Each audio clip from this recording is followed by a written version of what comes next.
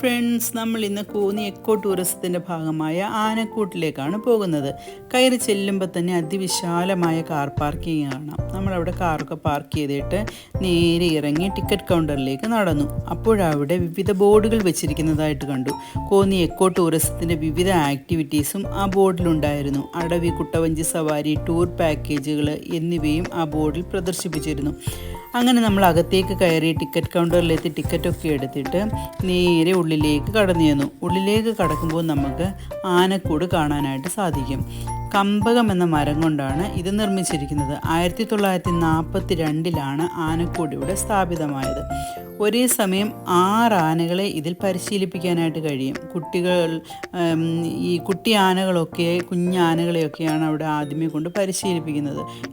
അതിൻ്റെ ഉള്ളിൽ ആനകളെ ഒന്നും കാണാനായിട്ട് കഴിയുന്നില്ല.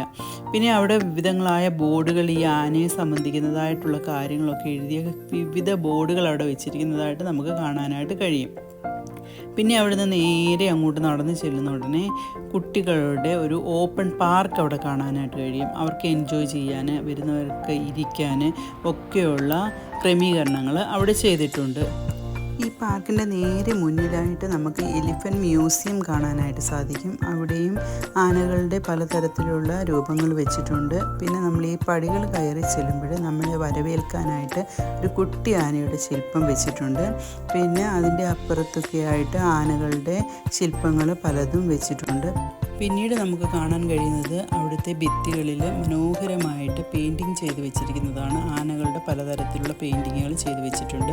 പിന്നീട് ഉള്ളിലേക്ക് കടന്നു ചെല്ലുമ്പോൾ അതിമനോഹരമായൊരു കൊമ്പൻ്റെ ശില്പം കാണാനായിട്ട് കഴിയും.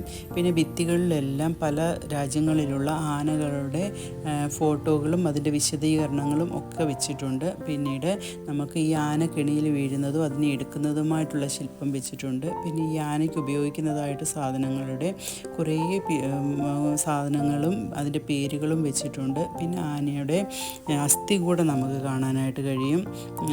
ഫുള്ളായിട്ട് ഇങ്ങനെ വെച്ചിരിക്കുന്ന അസ്ഥികൂടം നമുക്ക് കാണാനായിട്ട് കഴിയും. പിന്നെ ആന തടി പിടിക്കുന്നത്, ലോറിയിൽ കയറ്റുന്നത്, അങ്ങനെയുള്ള ശില്പവും അവിടെ വെച്ചിട്ടുണ്ട്. പിന്നെ പലതരത്തിലുള്ള മൃഗങ്ങളെയും അതിൻ്റെ സൗണ്ടുകളും നമുക്ക് അവിടെ നിന്ന് കേൾപ്പിച്ച് തരും. അവർ ഓരോ മൃഗങ്ങളുടെയും ഓരോ പക്ഷികളുടെയും പിക്ചറുകളിൽ തൊടുന്നുടനെ അതിൻ്റെ സൗണ്ടുകൾ നമുക്ക് കേൾക്കാനായിട്ട് സാധിക്കും.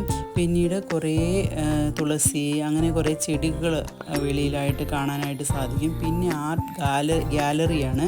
അതും അതിമനോഹരമായിട്ട് തന്നെ സെറ്റ് ചെയ്ത് വെച്ചിട്ടുണ്ട്. പലതരത്തിലുള്ള സാധനങ്ങൾ കൊണ്ടാണ് ആനയുടെ രൂപങ്ങൾ ഉണ്ടാക്കി വെച്ചിരിക്കുന്നത്. തടി കൊണ്ടും നൂലുകൊണ്ടും ഒക്കെ അങ്ങനെ പലതരത്തിലുള്ള ശില്പങ്ങളും നമുക്ക് കാണാനായിട്ട് സാധിക്കും. ഇതൊക്കെ വളരെ മനോഹരമാണ്.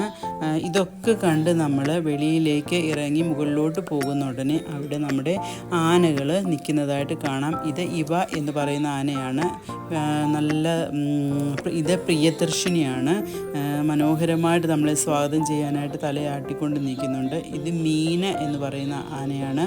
അതും വളരെ മനോഹരമാണ്. ഇത് കൃഷ്ണ എന്ന് പറയുന്ന 13 വയസ്സുള്ള കൊമ്പനാണ്. അവനും തലയാട്ടിക്കൊണ്ടിങ്ങനെ നിൽപ്പുണ്ട്.